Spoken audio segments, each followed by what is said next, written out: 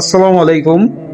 আমি এই মুহূর্তে অবস্থান করতেছি বাইতুল মোকাররম জাতীয় মসজিদ, রাজধানী ঢাকার প্রাণকেন্দ্রে পল্টনে অবস্থিত, যা গুলিস্তান ও পুরান ঢাকার ঠিক কাছাকাছি এলাকায় পড়ে। বাইতুল মোকাররম বাংলাদেশের জাতীয় মসজিদ নামে এটি খ্যাতি লাভ করেছে। 1959 সালে শিল্পপতি হাজী আব্দুল লতিফ বয়নের উদ্যোগে বাইতুল মোকাররম মসজিদ ফ্রি সোসাইটি গঠিত হয়।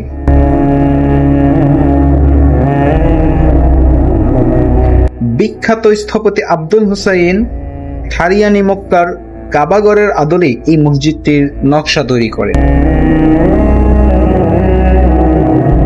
1960 সালের 27 জানুয়ারি তৎকালীন রাষ্ট্রপতি আইয়ুব খান এর নির্মাণ কাজ উদ্বোধন করেন এবং 25 জানুয়ারি 1963 সালে প্রথম এই মসজিদটিতে নামাজ আদায় করা হয়।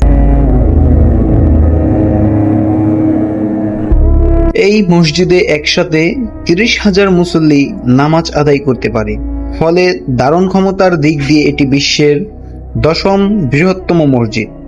তবে মসজিদটিতে জুমার নামাজ ছাড়াও বিশেষত রমজানের সময় অত্যাধিক মুসল্লির সমাগম হয় বিধায় বাংলাদেশ সরকার মসজিদের ধারণ ক্ষমতা 40,000-এ উন্নতি করে দেয়।